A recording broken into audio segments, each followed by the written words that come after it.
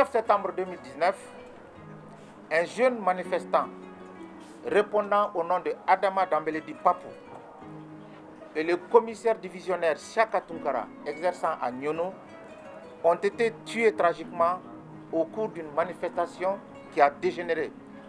et qui s'est soldée par de nombreux blessés parmi les manifestants et les policiers,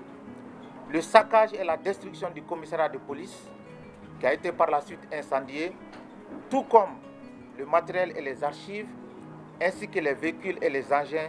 qui se trouvaient dans la cour. Ces incidents tragiques sont survenus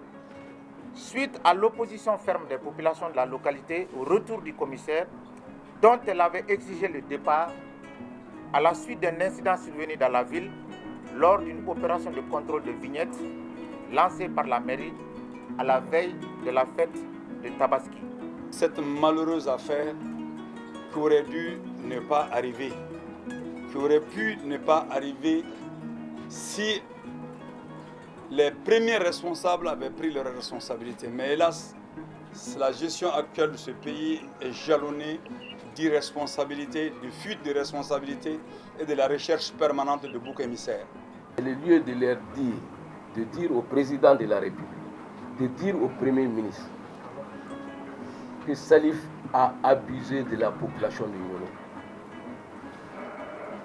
et que ces morts ne sauraient être sur la conscience de quelqu'un d'autre si ce n'est le général Salif Traoré. Il le sait. L'histoire va les rattraper. Même si ce n'est pas lui qui a tiré, celui qui a tiré, s'il n'a pas fait sciemment, dans tous les cas, justice doit être rendue par rapport à ses morts et ses blessés. Après une situation comme ça, un responsable digne de ce nom n'agit pas comme ça. Au lieu quand même de les laisser vraiment analyser et comprendre et tous les aspects de la situation, tu les envoies sur le terrain pour aller se venger de la population de Nyono. On est dans quelle république?